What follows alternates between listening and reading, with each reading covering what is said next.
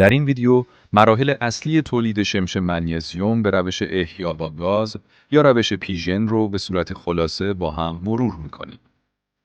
فرآیند از تکلیس سنگ دولومیت شروع میشه. یعنی حرارت دادن سنگ در کوره دوار.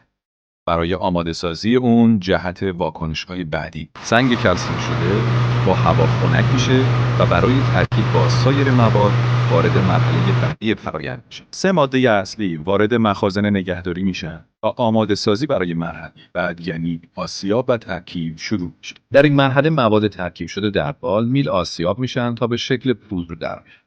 این پودر پایه اصلی تولید منیزیم. پودر آماده شده فشرده و به شکل بریکت در.